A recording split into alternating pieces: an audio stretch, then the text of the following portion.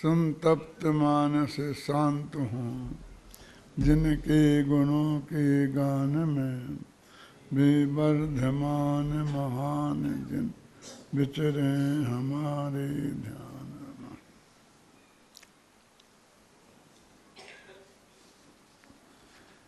अरे स्वयं के ही लिए लिखा गया जो ग्रंथ नियम सार वह ग्रंथ है, जिसे आचार्य कुंद देव ने अपने लिए लिखा था, स्वयं की भावना के पोषण के लिए लिखा था। लेकिन वो ऐसा नहीं है कि वो उनकी स्वयं की भावना के लिए लिखा तो अब और लोग नहीं पढ़ सकते हैं। वो चाहते थे पढ़ें सभी निर्ग्रंथ, जो निर्ग्रंथ मुनिराज हैं वो सभी उसका पाठ करें। इसके पाठ की विशेषता ये है कि इसमें उन सब चीज़ों का स्वरूप भी बताया गया है, प्रतिक्रमण आदि सब हैं, और साथ में निश्चय से एक ध्यान में सब समाहित हो जाते हैं, ये भी बताया गया है।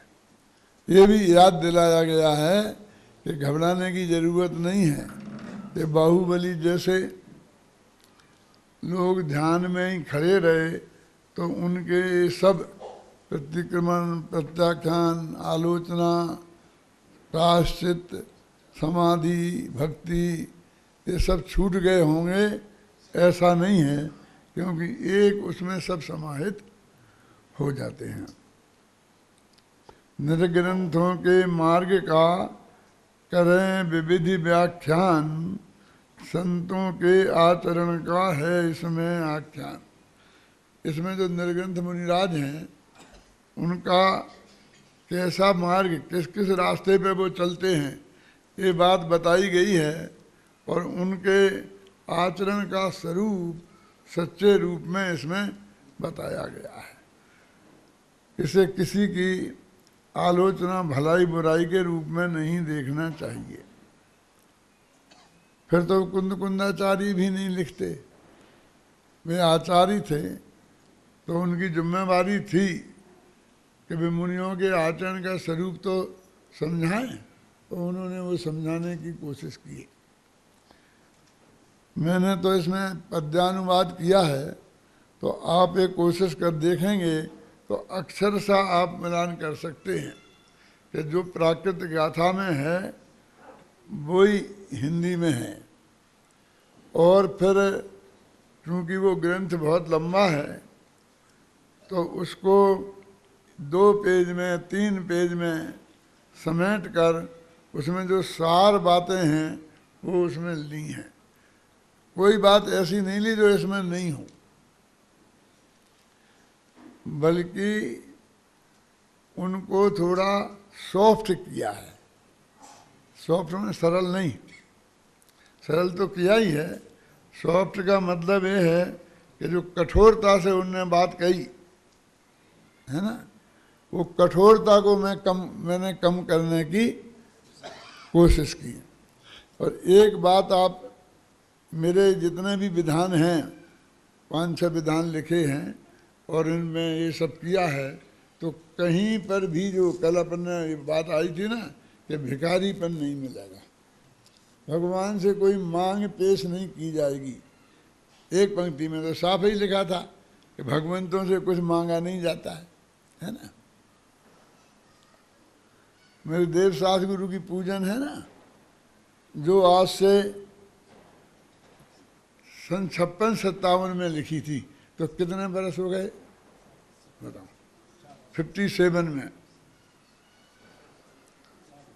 है, 57 में लिखी थी, तो 43 वो वर्ष और 17-18 जे 61 साल पहले।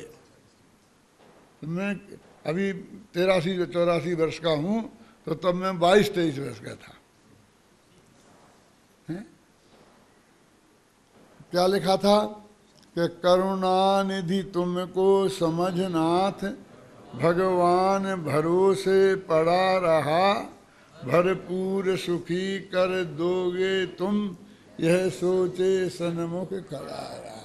सबसे पहली गलती मेरी क्या हुई? गलतियां गिना रहे। तब मैंने प्रवचन सार नहीं पढ़ा था। फिर जब उसके बाद प्रवचन सार पढ़ा 10-20 वर्ष बाद, तब उसमें ये पंक्ति आई समय प्रवचन सार की, शायद 86 में कौन सी गाथा है, उसमें आया कि करुणा ये मोह का चिन्ह है। कौन सी? 85वीं 85 है ना, 85वीं गाथा में बहुत स्पष्ट शब्दों में ये बात लिखी मिली। जो 20 साल उसके 20 साल पहले जब मैंने देखी, वो बात मेरे दिमाग में आई थी। क्यों गलती क्या हुई कि आप तो वीतराग हो, तो वीतरागी यदि मैंने आपको जाना होता तो करुणानिधि नहीं कह सकते, क्योंकि वीतरागी है वो करुणानिधि नहीं हो सकता। करुणा तो मोह के उदय से होने वाला चिन्ह है। सिद्ध चक्र विधान में जो 8वें दिन की पूजन है, जिसमें 1000 अर्घ हैं, उसके 972 या ऐसा कोई अर्घ है, उसमें एक क्लियर लिखा है, एक करुणा भाव क्या है? कहते मोह कर्म के उदय से होने वाला आत्मा का विकारी परिणाम है। पर जीवों के दुख को देखकर अपने हृदय में जो दुख उत्पन्न होता है उसे करुणा कहते हैं। करुणा काय का नाम है? दुख का, सुख का नाम नहीं है। बस इतनी सी बात है कि वो दूसरों का दुख देखकर हमारे हृदय में उत्पन्न होता है। तो तुमको मैंने करुणा निधि माना तो वीतरागता को नहीं पहचाना, और दूसरे कि भगवान भरोसे पड़ा रहा, ये हिंदी का फ्रेज है जो आप लोग अच्छी तरह जानते हैं कि भैया हम तो भगवान भरोसे हैं, अब तो सब राम भरोसे है, अपने हाथ में कुछ नहीं है, भगवान आप ही कर दोगे, जो कुछ करना है आप ही कर दो, मेरा कल्याण करना है। भरपूर सुखी कर दोगे तुम, यह सोचे सन्मुख खड़ा रहा। कि तुम्हारे भरोसे खड़ा रहा, ये समय एक ही गलती है। जैसे मैं आप कहूँ कि मैंने बहुत सोच रखा था कि कभी मेरे पर तकलीफ़ होगी और कुछ ज़रूरत पड़ेगी तो आप लोग मेरा सहयोग करेंगे। क्यों मोटानी जी, आप तो करेंगे ही, सोच रखा था। और जब मौका आया है तब कोई खड़ा सामने नहीं दिखा, तो मैं कहता हूँ कि यदि मैं आपके भरोसे नहीं रहता तो कुछ करके रखता। क्यों? संकट काल के लिए भी कुछ जोड़ के रखता, लेकिन मैंने तो जोड़ के रखा ही नहीं, जोड़ा ही नहीं। क्यों? मुझे तो आप पर भरोसा था। ऐसा वो भगवान से कह रहा है। भरोसे लायक आप ही लोग नहीं हो ये बात नहीं है, भगवान भी नहीं है। क्योंकि अपने वस्तु के स्वभाव में ये बात नहीं है, वस्तु का स्वरूप ही ऐसा नहीं है। कोई किसी का सुख दुख दूर कर ही नहीं सकता है। भगवान भरोसे पड़ा रहा और भरपूर सुखी कर दोगे तुम, यह सोचे सन्मुख खड़ा रहा। लेकिन आज तक कुछ किया तो आपने है नहीं, कर सकते ही नहीं, वस्तु के स्वरूप में ही ऐसा नहीं है। आपने तो अपनी दिव्य ध्वनि में ये समझाया है। दिव्य ध्वनि में समझाया कहाँ लिखा? प्रवचन सार में। प्रवचन सार क्या है? प्रवचन माने जिनेन्द्र भगवान की वाणी, और उसका सार जिसमें लिखा हो उसका नाम है प्रवचन सार।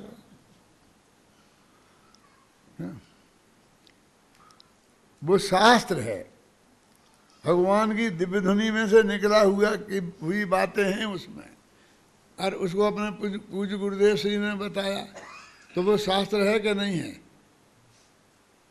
वही प्रवचन सार को बताया ना एक एक गाथा। तो कुंद कुंद में और गुरुदेव में क्या अंतर रहा? बात तो वो ही आई ना हमारे सामने, जो कुंद कुंद ने लिखी थी उनने वो ही समझाई ना, और हम भी वो ही समझा रहे। मैंने जब किरमबद्ध पर्याय नाम की किताब लिखी थी तो सब विद्वानों को भेजी, खेमचंद भाई को भी भेजी। खेमचंद भाई का नाम तो सुना होगा आपने, मुमुक्षु लोग। यहाँ शायद खेमचंद भाई का फोटो है, हाँ वो उधर है ना, है? तो खेमचंद भाई ने मैंने लिखा, मेरी किताब में लिखा है, अभी पढ़ना किरमबद्ध पर्याय के जो है ना अभिमत, उनमें कि तुमने जो ये किरमबद्ध पर्याय नामक शास्त्र लिखा है ये बहुत ही बढ़िया है, ऐसा लिखा मेरे को। तो मैंने उन्हें चिट्ठी लिखी कि मैंने शास्त्र क्या लिखा, मैं तो किताब लिखी है। मैं कौन होता हूँ शास्त्र लिखने वाला? शास्त्र तो आचार्य देव लिखते हैं, सुनना। यानी मुझे उस वक्त वो बात खेमचंद भाई की अच्छी नहीं लगी कि मुझे आपने शास्त्र लिखा। तो उनका फिर जवाब मेरे पास आया, तो उनने लिखा कि तुम इस भरोसे मत रहना कि मैं तुम्हारी प्रशंसा कर रहा हूँ। तुमने जो ये लिखा है वो शास्त्रों की बात है, इसलिए शास्त्र है। तुमने लिखा इसलिए शास्त्र नहीं है। भगवान की दिव्य ध्वनि की बात है। गुरुदेव की वाणी का जितना महत्व है आपकी वाणी का उससे कम महत्व नहीं है, क्योंकि वही वाणी अरहंत भगवान की दिव्य में आई हुई गुरुदेव ने बताई और वही वाणी हम बता रहे।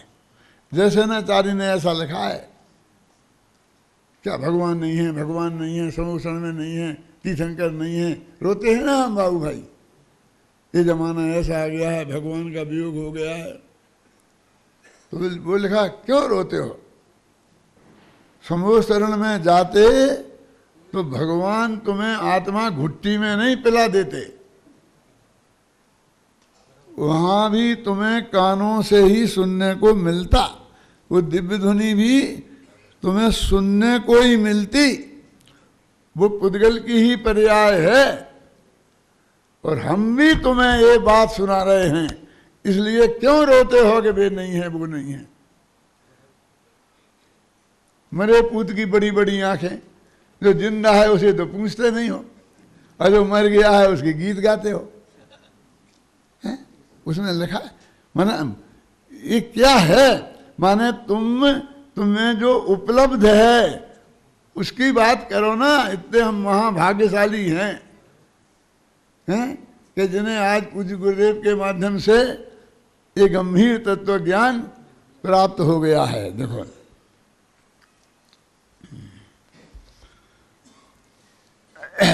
नियम सार की अद्भुत रचना कुंद कुंद कर कमलों से हुई, हमारे भाग्य जगे हम नमस्कार करते मन से।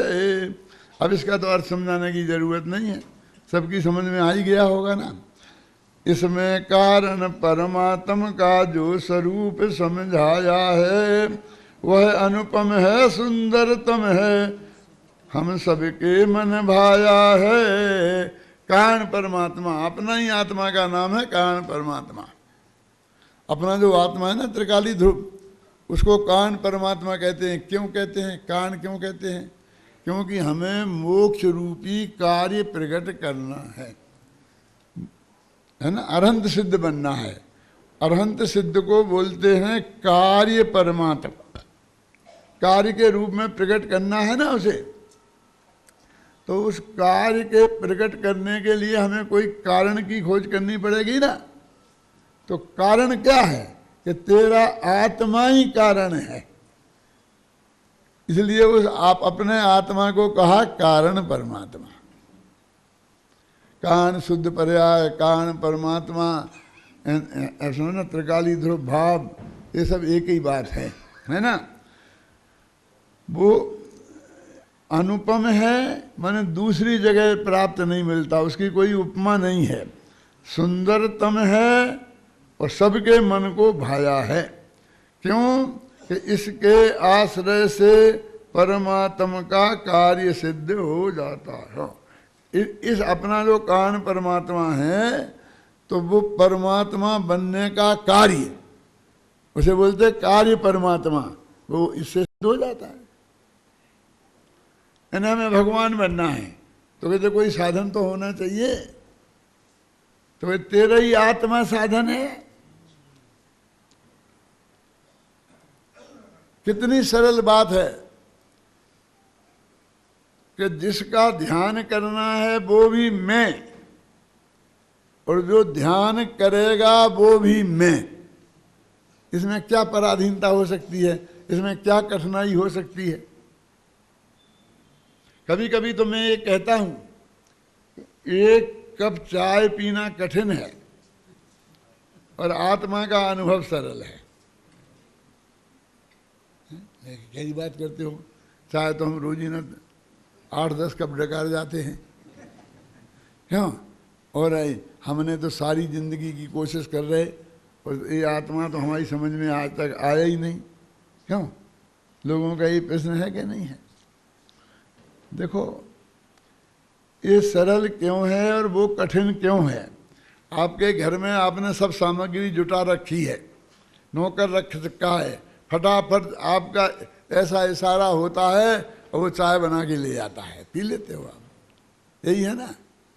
अभी आप यहाँ से बम्बई से देवलाली को निकलो और आपको 3 बजे चाय पीने की आदत है, 2 बजे आप निकले, चाय साथ में ले चलने की जरूरत तो है नहीं, क्योंकि जितने पेट्रोल पंप हैं उससे दुगनी चाय की दुकानें हैं रास्ते में। और हमें कोई ऐसा भेदभाव तो है नहीं, वीतराग भाव से जहां जो मिला ले लेते हैं, इसलिए चाय ले जाने की क्या जरूरत है। अब हमारी गाड़ी ऐसी जगह खराब हो गई कि जहां 4 मील आगे और 4 मील पीछे तक कोई चाय की दुकान नहीं है, गाड़ी खराब हो गई। अब हमारे चाय पीने का समय हो गया, चाय की तड़फ लग रही है, गाड़ी खराब हो गई, क्या करें? अब वहां 1 कप चाय कितनी दुर्लभ है, क्योंकि एक चाय चाहिए, दूध चाहिए, पानी चाहिए, और उसमें क्या क्या डालते हो आप, बहुत सी चीजें हैं वो चाहिए, और सब कुछ हुआ और एक माचिस की तीली नहीं हुई तो आपकी चाय नहीं बन सकती है। तो 1 कप चाय वहां प्राप्त होना कितना कठिन है। अब तुम्हें आत्मा का अनुभव करना है तो वहीं कहीं भी बैठो, क्यों? आंखें बंद करो और अपने आत्मा में चले जाओ, क्योंकि देखने वाले भी तुम और देखना है जिसे वो भी तुम, और आत्मा का अनुभव हो जाएगा। बोलो क्या सरल कौन है, सहज कौन है, कठिन कौन है? जो पराधीन है वो कठिन है और जो स्वाधीन है वो सरल है। तो ये आत्मा का अनुभव स्वाधीन है ना, तो सरल हो गया, और चाय का कप का प्राप्त होना वो कठिन है, इसलिए दुर्लभ हो गया।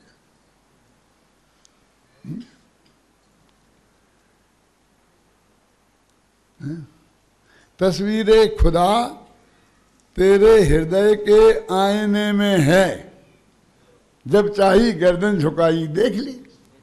तेरा आत्मा तेरे में विराजमान है, जब चाहे अपने उपयोग को उसमें लगा और उसकी दर्शन कर ले। वो तो 24 घंटा दर्शन देने को विद्यमान है।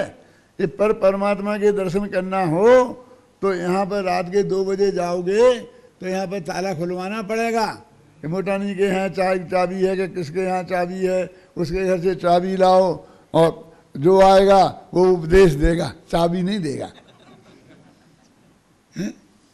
कि तुम्हें 2 बजे रात के दर्शन करने की पड़ी, सुबह दिन भर तो पड़ा रहता है, तब तो आते नहीं हो, मिलेगा क्या? नहीं। पर परमात्मा तो चाबी में रहते हैं। समंत भद्राचारी मूल बद्री गए, सुनना कि मुझे भगवान के दर्शन करना है, रत्नों की भगवान है प्रतिमाएं। तो उसने कहा भाई साहब वो तो सुबह 10 बजे खुलती है, अब नहीं खुल सकती है। मैंने कहा तुम जानते हो मैं कौन हूं? आप महाराज हैं दिख रहे ना, लेकिन मैं क्या करूं, मेरे पास तो चाबी नहीं है, चाबी तो वो मंत्री जी ले जाते हैं बंद करके, वो ही खोलते हैं, दर्शन करते, पूजन करते हैं, प्रक्षाल करते हैं और बंद करके ले जाते हैं। मैं क्या करूं कि तुम नहीं जानते मैं कौन हूं। जिसने इस कलिकाल में सर्वज्ञ की सत्ता सिद्ध की, वो आचार्य समंतभद्र में हूं। आप जानते हैं, अभिनंदन जी सुना कभी? सबसे पहले समंतभद्राचार्य ने सर्वज्ञता सिद्ध की। पूरा देवागम स्तोत्र आत्ममीमांसा इसी का नाम है, इसलिए उन्हें कलिकाल सर्वज्ञ कहा जाता है। कलिकाल सर्वज्ञ माने कलिकाल के सर्वज्ञ नहीं, कलिकाल सर्वज्ञ माने कलिकाल में सर्वज्ञ की सत्ता सिद्ध करने वाले। वो समंतभद्र जिसने इस कलिकाल में सर्वज्ञ की सत्ता सिद्ध की, उसके लिए भी बजे मजे होता है कि इतने बजे आओ तो दर्शन मिलेंगे। जो भगवान ऐसी कैद में हैं कि बजे के हिसाब से जहां जाना पड़ता है, मुझे उन भगवान के दर्शन करना ही नहीं, चले गए बात।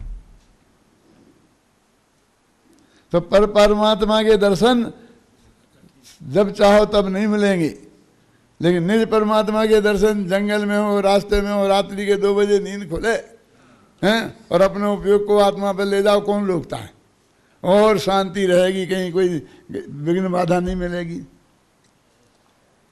तस्वीरें खुदा हृदय के आईने में है, जब गर्दन झुकाई देख ली। कि क्या, ये तो बहुत कठिन काम है। गर्दन झुकाने की बात करते हो तुम। जब कभी गर्दन में दर्द हो जाता है तो गर्दन झुकाने में प्राण निकलते हैं। तुमने तो कभी गर्दन झुकाई, और हम उस देश के वासी हैं, गर्दन कटा सकते हैं पर गर्दन झुका सकते नहीं। और तुम कहते गर्दन झुकाई देख ली। ये कोई कम कीमत है? ये तो बहुत ज्यादा कीमत है, गर्दन झुका के देखने पर मिले। हमारा भगवान आत्मा को झुकाने के लिए गर्दन झुकाने की जरूरत नहीं है। हमारे ध्यान की मुद्रा अपनी ऐसी होती है, ऐसी नहीं होती। समझ में आया ना? गर्दन झुकाने की मुद्रा नहीं है अपनी, परमात्मा को देखने की। और गर्दन भी झुकाई और देखने को क्या मिला? खुदा भी नहीं, खुदा की तस्वीर। तस्वीरें खुदा हृदय के आईने में है, जब चाहो गर्दन झुकाई देख ली। कि खुदा की तस्वीर दिखेगी, हमें नहीं देखना।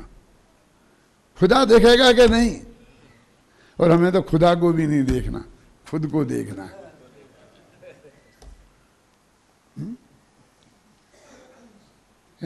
कि कोई नहीं घबराओ, वो तो मुसलमानों की बात है। अपना भगवान आत्मा तो 24 घंटे हाजिर हुजूर है। भैंसरी के वचनामृत में आता है, 24 घंटे हाजिर हुजूर है परमात्मा, आपको दर्शन देने के लिए हाजिर है। बस अब तुम्हारी कमी है कि तुमने उस पर निगाह नहीं डाली। जब डालोगे तो तुम्हारी निगाह में परमात्मा आ जाएगा।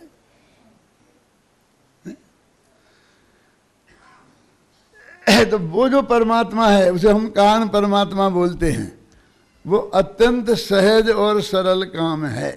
फिर इतना कठिन क्यों हो गया? अनभ्यास के कारण। अभ्यास के कारण कठिन से कठिन चीज भी सरल हो जाती है, और अनभ्यास के कारण सरल से सरल चीज कठिन हो जाती है। हम तो एक छोटे से गांव में पैदा हुए जहां आज भी डाकखाना नहीं है। समझ लो आप, ट्रेन नहीं, रेल नहीं, बस नहीं आती है, सड़क नहीं है, स्कूल भी नहीं था जब हम पैदा हुए। पढ़ने के लिए एक ट्यूशन से एक मास्टर पढ़ाता था, और हम सब लोग पढ़ने जाते थे।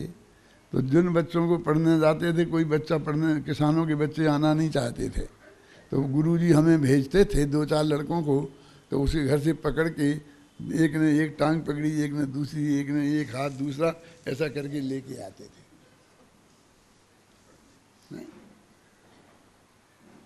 तो हम गए एक जगह, तो जब हम पहुंचे, बाहर खड़े थे, आवाज़ दे रहे थे, तो वो लड़का जिसे लाना था अपनी माँ से कह रहा था कि माँ हर हाँक खाऊंगा लेकिन स्कूल नहीं जाऊंगा।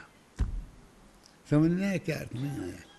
मैं हर माने वो किसान खेती करता है ना, तो हल जोतता है ना, तो मैं हल जोतूंगा खेत में और अपनी आजीविका कर लूंगा, लेकिन पढ़ने नहीं जाऊंगा, क्योंकि माँ कहती होगी कि बेटा तुम पढ़ लिख लेगा तो कुछ बन जाएगा, नहीं तो सारी जिंदगी हर हाँकना पड़ेगा। तो उसने कहा मैं हर हाँक लूंगा लेकिन पढ़ने नहीं जाऊंगा। उसे हर हाँकना माने इस कठोर जमीन पर उस हल से लिखना। हल चलाते हैं तो लाइन खिंचती है ना, कितना कठिन काम है जेठ की दोपहरी में। वो पसंद है उसे, क्योंकि उसने जन्म से जब पैदा हुआ था तो माँ उसे खेत पे ले जाती थी और किनारे पे रख देती थी और बाप हाथ जोलता रहता था, तो उसने देखा था, तो उसे अभ्यास था हर हाँकने का। ख्याल में आई ना? लेकिन स्कूल नहीं देखा था। स्कूल में क्या होता है कि स्लेट पाटी पे कागज पर कलम से बस ऐसा बहुत हल्के हाथ से हाथ चलाना है। लिखने में क्यों कितनी मेहनत पड़ती है, पसीना आ जाता होगा। यानी कागज पर स्याही की कलम चलाना उसे कठिन लगता है और हल खेत में हल जोतना सरल लगता है। क्यों? अनभ्यास के कारण। ऐसे ही धंधा पानी रुपया करना, कमाना, दुकानदारी चलाना, ये हमें सरल लगता है, हैं? क्यों? और ये भगवान आत्मा का अनुभव हमारे लिए कठिन दिखता है। कैसी यही बात है ना? तो कहते हैं वो कारण इसके आश्रय से परमात्म का कार्य सिद्ध हो जाता है, आत्म परमात्म बन जाता, अरहंत सिद्ध हो जाता है। इसमें अपनापन सम्यक है। सम्यक माने सम्यक दर्शन है। इस भगवान आत्मा में अपनापन करो, उसी का नाम सम्यक दर्शन है। रचना पचना है मुक्ति मार्ग, और इसी में रच जाना पच जाना, इसका नाम है मोक्ष मार्ग। और इसमें ही नित्य जमे रहना, इसका नाम है मुक्ति मोक्ष और मुक्ति का मार्ग। बस सब जो कुछ है यही है। कारण परमात्म की चर्चा भी अद्भुत अत्यंत निराली है।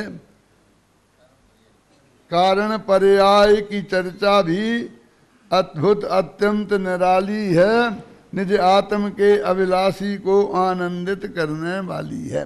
कारण शुद्ध पर्याय की चर्चा भी प्रियम सार में ही है और दूसरी जगह नहीं है। इसलिए वो भी नियम सार की बहुत अद्भुत और बहुत बड़ी देन है। वो भी वो त्रिकाली ध्रुव भगवान आत्मा है ना, वो जो कारण परमात्मा, वैसे ये कारण शुद्ध पर्याय है।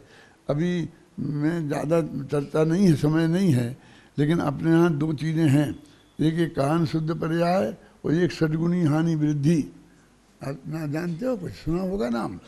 तो षड्गुणी हानि वृद्धि तो त्रिकाली ध्रुव में शामिल नहीं होती और कारण शुद्ध पर्याय शामिल होती है। नाम पर्याय है, लेकिन वास्तव में तो ये द्रव्य स्वभाव है, हैं? आत्मा का वो द्रव्य स्वभाव है जिसके आश्रय से सम्मा दर्शन प्रकट होता है ना? जो सुनता है, जो पढ़ता है, आश्चर्यचकित हो जाता है, पर भाग्यहीन नर इस जग में इससे वंचित रह जाता है। क्यों? ये तो गुरुदेव ने कही, ये तो गुरुदेव ने कही। इसी गुरुदेव का नाम ले लेके और उपेक्षा करके, क्यों? और उसकी जान करके भी नहीं जानता है। आप नहीं देखते हैं कि गुरुदेव श्री जहाँ रहते थे उनके ही आसपास और भी किसान खेत पूरे सोनगढ़ में लोग रहते हैं कि नहीं रहते हैं? और रहते कि नहीं? तो मैं तो उनकी बात कर रहा हूँ, जो मुमुक्षु रहते हैं उनकी बात नहीं कर रहा हूँ। जो और किसान लोग रहते हैं ना, वे सब उनके पास रहते हैं ना, और उनके कान में नहीं पड़ी। और सारे देश विदेश की दुनिया भर के अपन इतने दूर दूर के पहुँच गए और अपने को स्वीकार हो गई, कान में पड़ गई। पास में रहने से कुछ नहीं होता।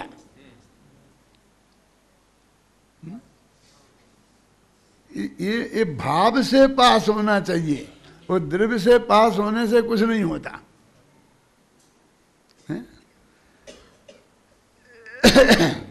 भाग्यहीन नर इससे वंचित रह जाता है।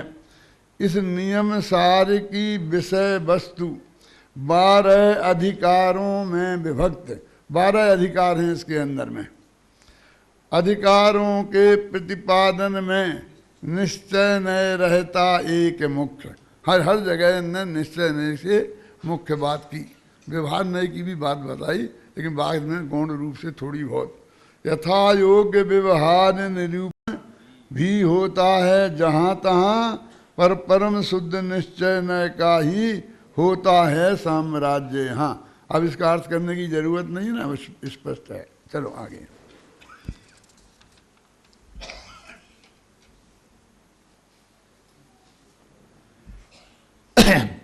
शुद्ध भाव की चर्चा करते परम पारणा, शुद्ध भाव की चर्चा करते परम पारणमिक भावों को एकमात्र उपादेय कहा है।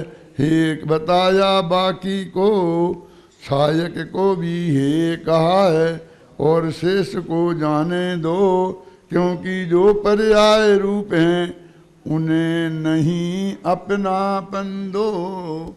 अब कहते हैं 5 भाव होते हैं ना, औपसमयक, छाय उपसमयक और एक पारिणामिक, ख्याल में ना। तो इनमें से अकेले पारिणामिक भाव को उपादेय कहा, और छायक भाव माने केवल ज्ञान, छायक सम्यक दर्शन, उसको भी हे कहा। हे किस दृष्टि से कहा? प्रकट करने की अपेक्षा तो उपादेय कहा, लेकिन अपनापन स्थापित करने की दृष्टि से हे कहा। क्यों? यदि इसमें हम अपनापन करेंगे तो ये अनादिकाल से तो थे नहीं, और अपन तो अनादिकाल से थे ना, है ना। ये अनादिकाल से नहीं थे और अपन अनादिकाल से थे, तो उन्हें भी हे कहा है, माने दृष्टि में रखने लायक नहीं है, माने अपनापन स्थापित करने लायक नहीं है। देखो, कठोर भाषा में थोड़ी बात करता हूँ।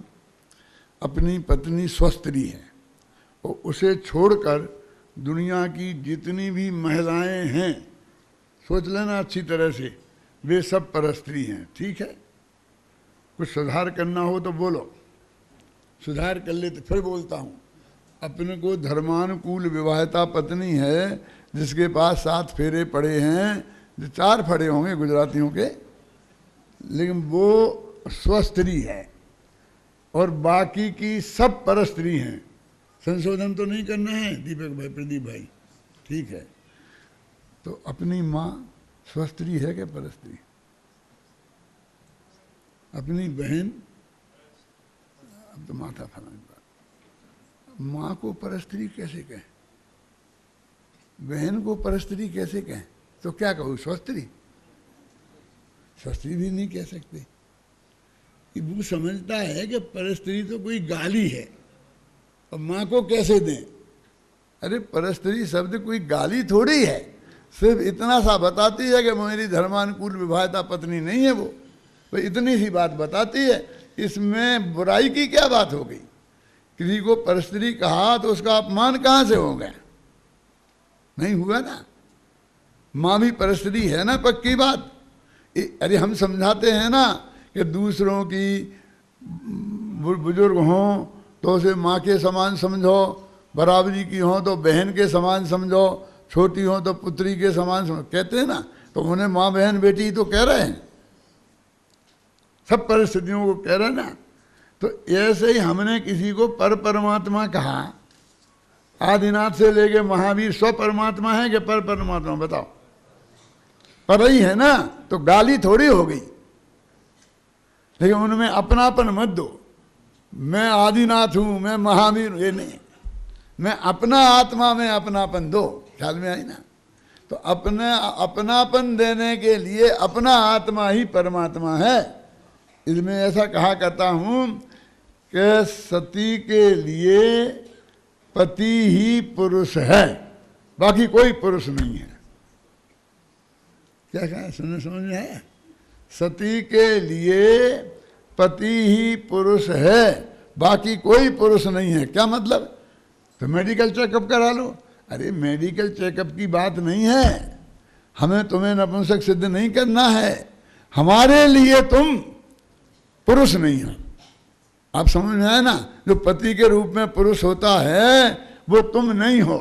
तो ऐसे ही हमारा ध्यान के ध्येय बनने लायक तुम परमात्मा नहीं हो। इसमें क्या बुराई कहाँ हो गई, बोलो डॉक्टर साहब, भलाई बुराई है इसमें? ये तो वस्तु के स्वरूप का प्रतिपादन है।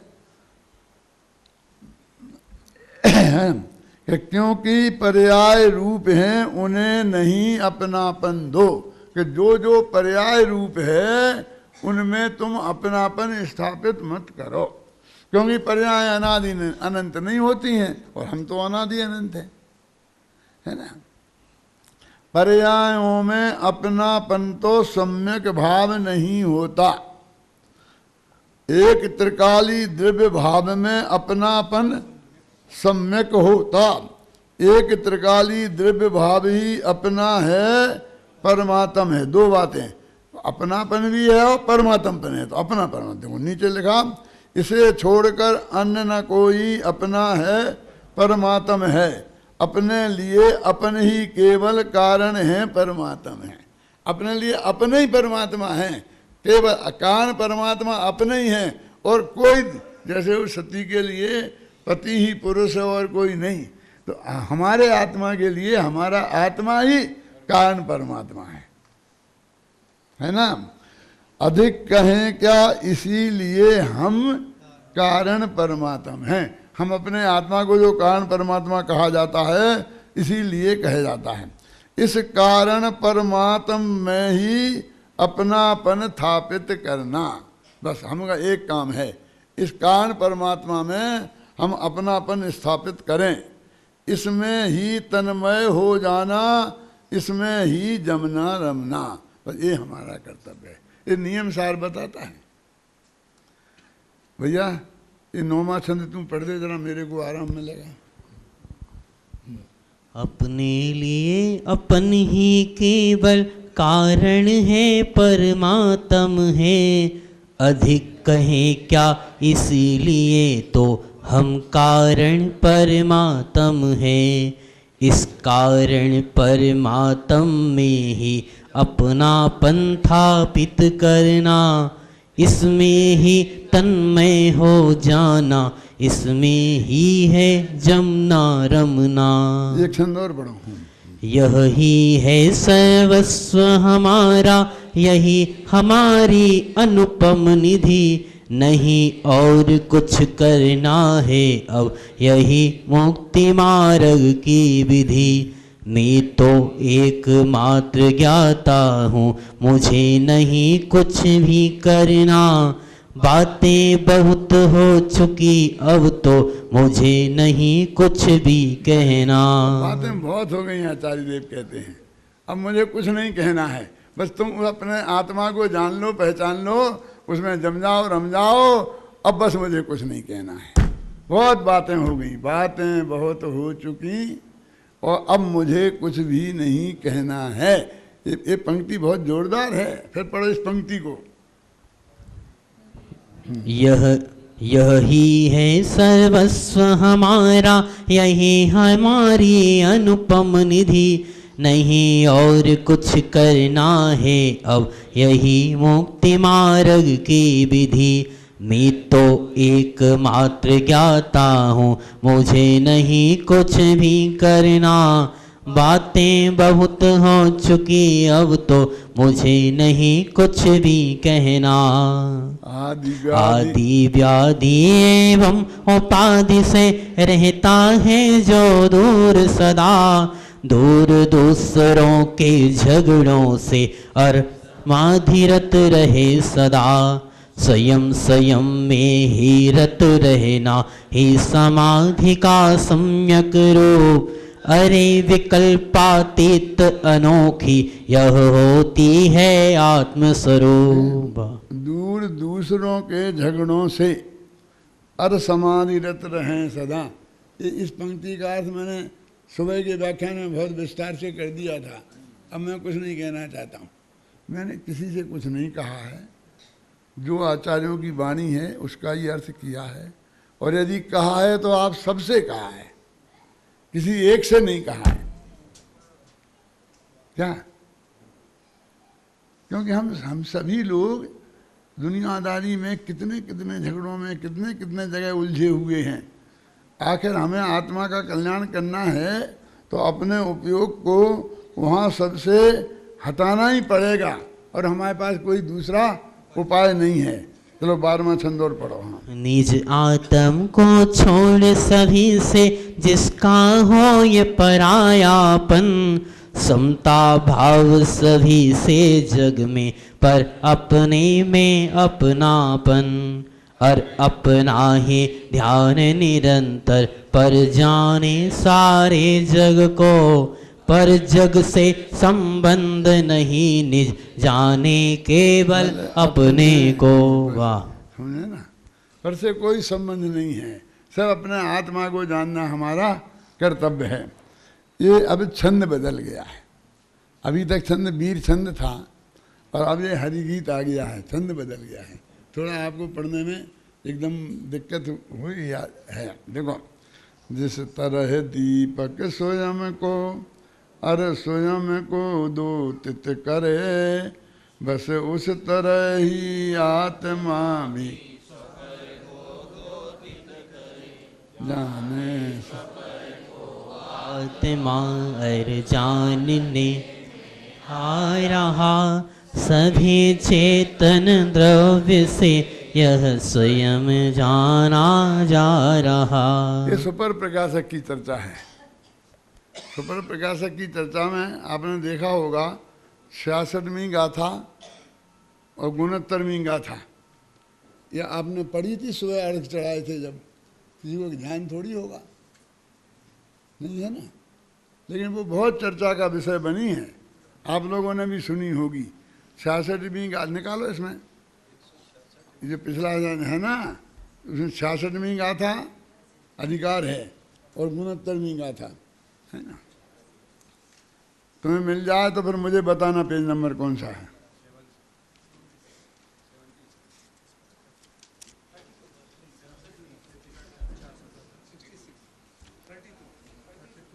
(32) पेज 32। इतनी पीछे तो नहीं होना चाहिए।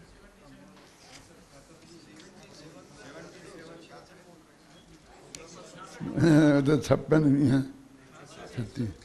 देखो खैर मैं बोल देता हूँ मुँह से, आप देखते रहना। मुझे तो याद है, मैं तो आपको दिखाने के लिए बताना चाहता था। मिल गई ना? देखो, मुझे उसी वक्त इसका भाव आया था बताने का। 166वीं गाथा, देखे जाने स्वयं को पर को नहीं जिन केवली, यदि कोई ऐसा कहे तो उसमें कहो कहे दोष क्या। इसमें लिखा कि ये भगवान आत्मा स्वयं को ही देखता जानता है पर को नहीं जानता। यदि कोई ऐसा कहता है तो उसमें क्या गलती है ना? इसका अर्थ समझना ये है। देखो, देख जाने स्वयं को पर को नहीं, कौन? केवली भगवान। यदि कहे कोई इस तरह उसमें कहो है दोष क्या। एक बहुत बड़े विद्वान ये दिखा दिखा के सबको बता रहे थे कि देखो आत्मा स्व को ही जानता है पर को नहीं जानता है। इसका इतना बड़ा प्रमाण है ना, सच्ची घटना है।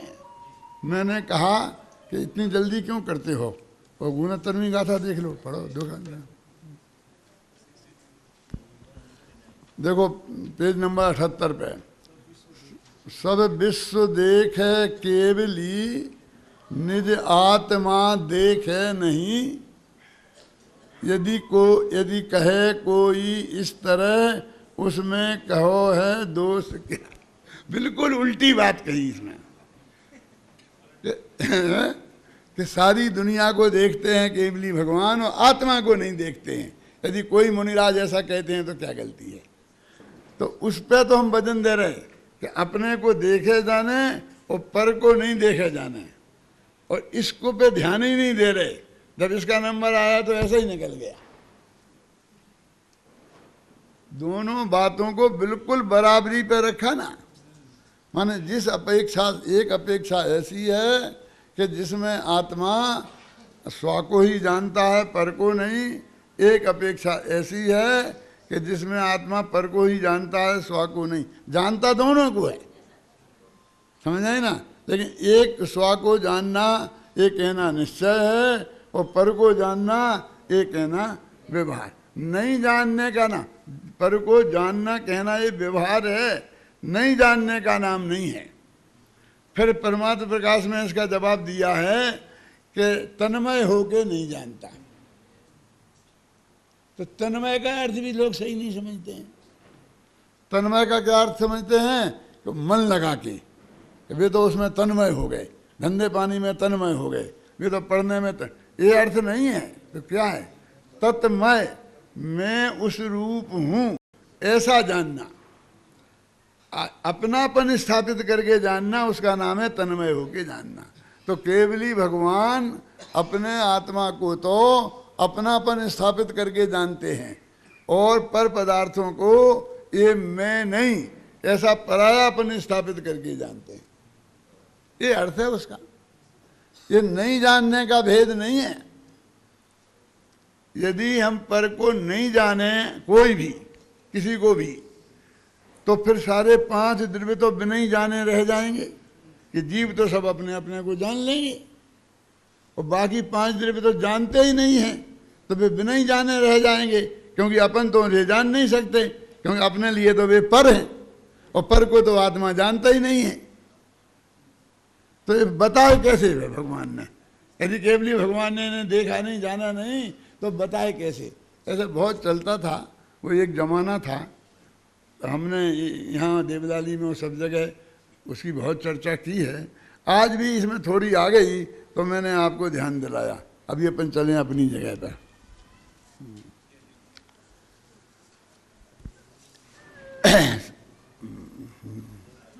कौन सा? हाँ, क्या पेज है? हाँ, पृष्ठ क्रमांक 87, छंद क्रमांक 14। हाँ, प्रतिक्रमण आदि भाव। ये 13वां छंद, ये जो अपन ने वर्चा की है वो 13वें छंद में है, उसे पढ़ो ढंग से। हाँ। जिस तरह दीपक स्वयं को अरे अन्य को द्योतित करे, बस उस तरह ही आत्मा भी स्वपर को द्योतित करे। जाने स्वपर को आत्मा हर जानने में आ रहा, सभी चेतन द्रव्य से यह स्वयं जाना जा रहा। अंतिम 2 पंक्तियों में क्या कहा कि ये आत्मा स्वयं को भी जानता है और पर को भी जानता है, और स्वयं के द्वारा भी जाना जाता है और पर के द्वारा भी जाना जाता है। ऐसी एक शक्ति है इसमें, और उस शक्ति का नाम है परिणम्य परिणामकत्व शक्ति।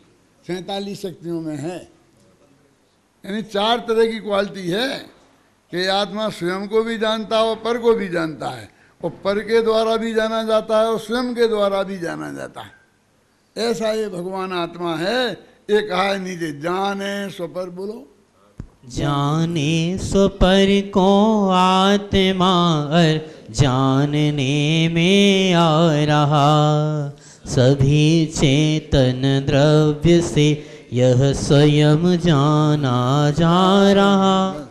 चल आप पढ़ो प्रतिक्रमण। प्रतिक्रमण आदि भाव सब परमार्थ से है ध्यान में, इसलिए ही सब समा जाते आत्मा के ध्यान में।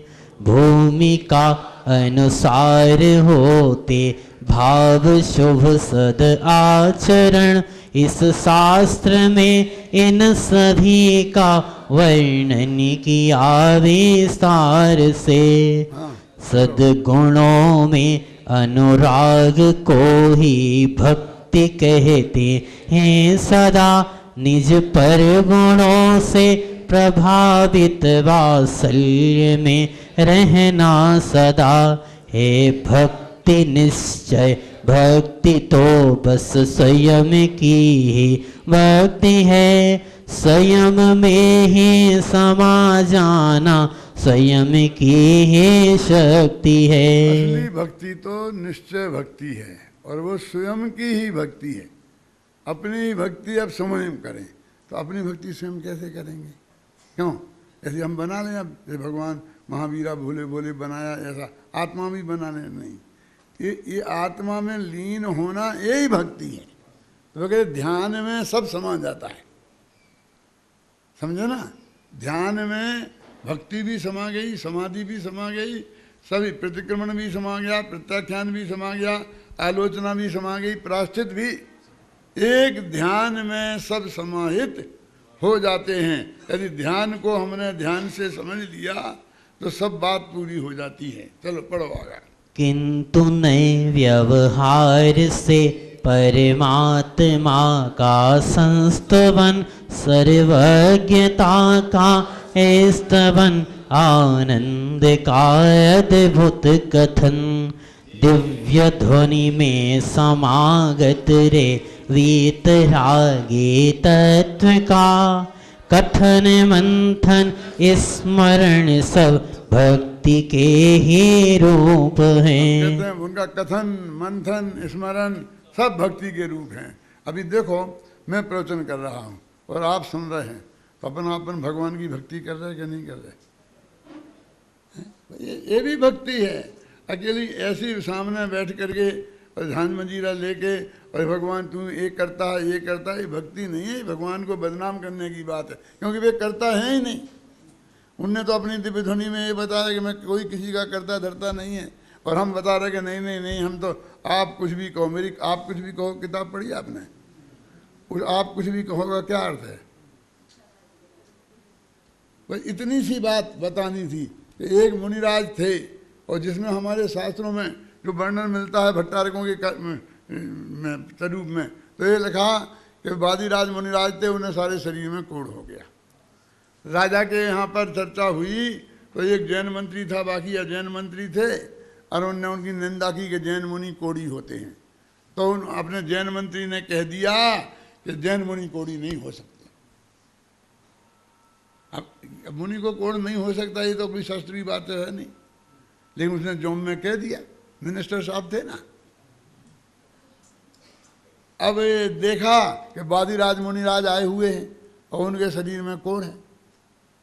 अभी सब लोग कल आएंगे देखने के लिए और इन्हें कोढ़ पाएंगे तो फिर मैं झूठा सिद्ध हो जाऊंगा। तो वे महाराज से कहने लगे, महाराज मेरी लाज आपके हाथ में है। कि क्या लाज है बे तेरी बेटा? कि मैं तुम्हें कोढ़ है और मैंने कह दिया कोढ़ होता ही नहीं जैन मुनियों को। तो लाज क्या है कि तुम इस कोढ़ को मिटा लो। काहे से? जादू मंत्र से। कि बेटा तुम समझता है, ये मेडिकल के डॉक्टरों से पूछो, कोढ़ का जो अणु है ना, जीवाणु, वो 40-50 साल पहले शरीर में प्रवेश करता है, और जब बाहर निकलते निकलते जब कोढ़ दिखता है तब तो 50 वर्ष हो चुके होते हैं, धीरे धीरे बढ़ता है। अब कोई दवाई भी खाएगा ना तो धीरे धीरे 50 साल में मिटेगा, जब तक वो मर ही जाएगा। इसलिए उसे मरे ये छुटको ऐसा कहा जाता है। मैं नहीं मिटा सकता कि महाराज मिटाना तो पड़ेगा। अरे मैं कह रहा हूँ मिटा ही नहीं सकता, और तुम कह रहा मिटाना तो पड़ेगा, मिटाना तो पड़ेगा। मेरी इज्जत का सवाल है कि तेरी तो इज्जत बेटा जानी ही चाहिए। झूठों की इज्जत रखनी चाहिए कि जानी चाहिए? तूने झूठ क्यों बोला? ऐसा है ही नहीं कि जैन मुनि को कोढ़ नहीं होता है। और उन्हें सनत कुमार चक्रवर्ती थे, 700 वर्ष तक कोढ़ रहा उन्हें मुनियावस्था में, है ना। इसलिए तूने गलत कहा तो तेजो होनी चाहिए, लेकिन वो नहीं मानता रहा, मैं नहीं मानता रहा। आखिरकार वे तो अपने ध्यान में लीन हो गए, उनमें तो कुछ नहीं। भाग्य से उनके सारे शरीर का कोढ़ अचानक ठीक हो गया। ठीक हो गया, इतनी उंगली में रह गया। अब राजा आए देखे, आए देखा तो बहुत सुंदर में तो इन्हें कोढ़ है नहीं। तो वो मंत्री हार गया, वो जीत गया, झूठा जीत गया और सच्चा हार गया, और हम खूब तालियां पीटते हैं। क्यों? तो उनने कहा कि नहीं नहीं मैंने कुछ नहीं किया कि महाराज, और ये है कि हाँ कोढ़, कहाँ कोढ़ था। और मिट गया। उसका प्रमाण ये है, देखो ऐसे है, यदि मैं मिटाता तो पूरे ही मिटा लेता ना। हमने अर्थ कर दिया कि महाराज ने थोड़ा रखा था, क्योंकि आज में बताना पड़ेगा तो बता सकें। मैंने लिखा कि नहीं, मुनिराज तो बराबर ये कहते रहे कि मैं कुछ इसका करता धरता नहीं हूँ, और मैं कभी ऐसा सोचूंगा भी नहीं, ऐसा ध्यान भी नहीं करूंगा, ऐसी प्रार्थना भी नहीं करूंगा। क्या तुम वो कहते रहे? तो वो कहता है मंत्री जो जीत गया था कि आप कुछ भी कहो, हम तो यही मानेंगे कि आपने मिटाया है। अब क्या करें, आप कुछ भी कहोगा, समझ में आया? माने ये मूर्ख जगत ऐसा है, हम दिन रात कह रहे हैं कि एक दूसरे देव का करता नहीं है, किसी का भला बुरा नहीं करता नहीं है। पंडित जी आप कुछ भी कहो, लेकिन आपके आने से हमारा तो भला हो गया। कि हमने कुछ नहीं किया, हमने कुछ नहीं किया। तीर्थंकर भगवान समोसन में ऐसा कहते कहते चले गए, और ये कहता आप कुछ भी कहो। इस तरह इसने अपने अज्ञान को सुरक्षित रखता है। हो गया ना? अब अंतिम छंद रह गया, बोलो। अवश्य करने योग्य है जो भाव वे ही हैं, अवश्य उन्हें करना जरूरी है, अतः आवश्यक कहे। एक शुद्ध उपयोग ही है सिद्ध होने के लिए, अतः उसको दिव्य ध्वनि में परम आवश्यक कहा। अब अवश्य करने योग्य हैं ये भाव, इसलिए इन्हें अवश्य कहते। अवश्य करने योग्य माने अवश्य करने योग्य नहीं, अवश्य। या आत्मा किसी के बस में नहीं है, ऐसा आत्मा है, और ऐसे आश्रय से पर्याय में भी अवस्था प्रकट होती है, फिर वो किसी पर्याय में भी किसी के अधीन नहीं रहता है। ऐसा अवश्य करने योग्य है जो भाव वे ही हैं अवश्य, वे भाव ही वास्तव में अवश्य हैं, और उनका भाव आवश्यक है, इसलिए उन्हें आवश्यक कहते हैं। और आत्मा का उपयोग, आत्मा में लीन होना, ये मुक्ति का कारण साक्षात होने से परम आवश्यक है, इसलिए उसे परम आवश्यक कहते हैं। परमावश्यक कार्य है एकमात्र निज ध्यान, नियम सार के पाठ से होता सम्यक ज्ञान, नियम सार के ज्ञान से हो भव का अवसान। इस प्रकार पूर्ण हुआ पूजन और विधान। देखो, नियम सार के ज्ञान से हो भव का अवसान। ये नहीं बताया कि कोढ़ दूर हो जाए, बीमारी ठीक हो जाए, पैसा मिल जाए, बाल बच्चों की तबीयत ठीक हो जाए। भव का अवसान हो जाए। भव माने संसार का अंत आ जाएगा। माने क्या कह रहे, अभी अपन संसार में है ना, ये सदेह हैं, तो भव का अवसान हो जाएगा, माने ये देह खत्म हो जाएगी, यानी हम मर जाएंगे। ये तो नहीं चाहिए, ये तो नहीं चाहिए। अरे मोक्ष में जाओगे तो देह को छोड़ के जाओगे क्या? नहीं। इस भव का अवसान होगा क्या? नहीं। तो इसका फल तो भव का अवसान है। इसका फल और कोई लौकिक उपलब्धि नहीं है। लौकिक उपलब्धि की प्राप्ति की भावना करना अच्छी बात नहीं है। इस तरह ये नियम सार विधान पूरी तरह समाप्त होता है, और इसमें जो मूल तत्व ज्ञान कहा है वो आप लोगों तक पहुंचाया, तो आपको सेंट्रल आइडिया तो लग ही गया होगा कि भाई इसमें क्या कहा गया है, और इसको और गहराई से आप स्वाध्याय करेंगे तो और पूरी बात आपकी समझ में आएगी। जिन वाणी के ज्ञान से सूझे